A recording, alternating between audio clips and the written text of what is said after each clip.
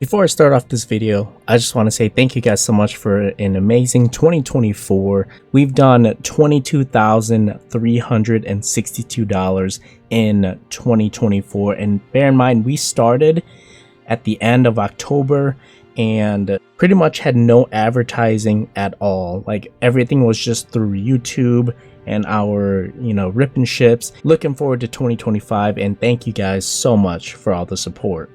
In this video, we're going to be talking about shipping and some tips and tricks that I unfortunately had to learn the hard way. However, you guys can benefit from this, so there is a silver lining in all of it. So if you watch this video of a USPS driver delivering my Celebrations Ultra Premium Collection to a customer, do you notice anything? Let's go ahead and play it back and pause it. Did you see the bottom of the box? It has been cut, opened, and resealed. That is what my customer received as well. Basically, some very expensive bubble wrap. And when I was contacted about this, I was devastated that this could happen to me. Not only did they ensure the package was marked as delivered, but they took the time to cut it out and tape it back up. Now, I blurred the face of the driver because I didn't want anyone to think it was them. I honestly have no idea at what point this occurred. Did a USPS worker steal my UPC? That is the assumption I'm going off of still. I don't know who, but I'm pretty sure that is the case. Please let me know in the comments if this is incorrect, but I assume when a package is handed off to USPS, only USPS employees will have access to said packages. As you can see, this video is me taking my sweet time packaging the UPC very carefully with lots of love. If you look at the bottom of the box, it is sealed with tamper-evident tape.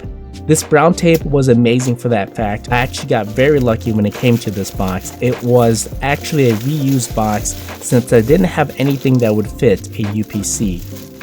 We taped the top and put the label on the top of the seam as well, and then didn't matter because they still went and stole it. I immediately reported this to USPS, and I got an investigator of the delivery location to look into the missing UPC. After a day or two, all I got was the letter saying, "Oops," that's pretty much it.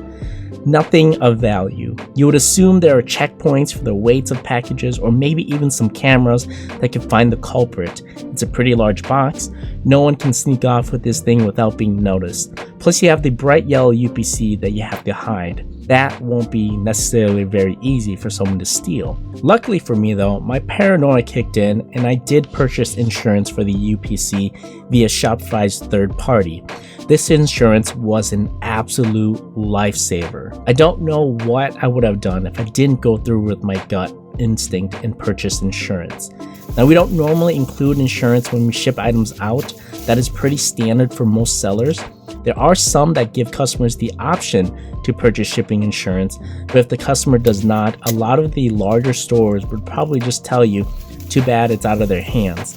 But me being a small business starting up, this wasn't really an option. Plus, it doesn't sit right to me to just say that to a customer. You could also run the risk of the buyer filing a chargeback anyways, which is a headache in and of itself. But the main point is that if I didn't have insurance, I would have just had to eat the cost of the UPC, which totally sucks. It's an expensive item to have it stolen, not by a porch pirate, but likely someone that works for the delivery company. And at the end of the day, I was out the shipping cost and insurance cost, but the customer got their money back, which is super important to me. But I'm sure it still stings because the customer would rather have the UPC, and I would rather have them have that as part of their collection as well. But this brings me to the main point of this video, which is to talk about some tips and tricks when it comes to shipping Pokemon cards to your customers. This will help them ensure that they get the package, and it lessens the likelihood of this happening to you. I'm not 100% sure on what caused this package specifically to be marked as worth it for someone to risk losing their job or going to jail or having that on their permanent record. However, I can assume two things. Being over 3 pounds, the weight and dimensions of the box might have been a red flag. And two, my return address is to Stocked Pokey. Having Poke in the name definitely is a big no-no for me now. Most people that know Pokemon know that Poke or Poke means Pokemon, and that is a red flag. The frustrating thing about Shopify is that it doesn't allow you to manage your shipping label returns. It will go based off of your store name. Granted, you can change your store name, and when you print labels, it will change it for you. However, that is annoying to do every single time that you have to print labels. Conversely, you can go and make an account with a third-party shipping service like Pirate Shipping and Shippo. Have your return address on there as an abbreviation, such as SP Shipping or something like that.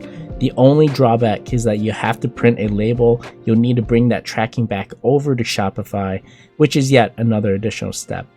One temporary solution is to just take a Sharpie and mark out the Poke in the return label. While these options all have their drawbacks, I'm still waiting on a permanent solution. Another point I wanted to give you is how to potentially save some money on shipping insurance. Disclaimer, according to Google AI, this is legal. I'm not 100% sure, and I have not filed a claim for insurance that is stacked. As you know, USPS automatically covers up to $100 on packages that they ship out. When you buy shipping insurance from Shopify's third party, you technically don't need to cover the full amount. Again, use this at your own risk. I'm not sure if it's legit, but I have not filed a claim like this yet. But as long as you aren't committing insurance fraud, you should be okay. Let's say you have a $200 package. Since USPS covers $100 automatically, you technically only need an additional $100 from Shopify's third-party insurance. The only drawback is that when you do file a claim, you have to do it with both providers, USPS and Shopify's third party. That concludes this video, and I hope you learned something at least from this unfortunate circumstance that I was in. End of the day, don't trust anyone. Use shipping insurance if you feel like you need it, especially on some of those very expensive items. And make sure you take video footage of yourself packaging that said item and all of the dimensions of the box, so all the sides of the box as well, because they will ask for that proof.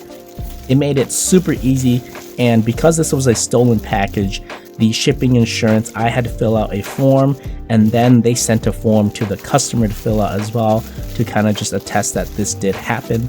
I wish that this would have been a happy ending and that the investigator found whoever did this and they are now sitting in jail, or they got this on their permanent record and they no longer have a job. However, the real world doesn't work like that sometimes, and the best you can do is subscribe and go with your gut and purchase insurance when you feel like you need to.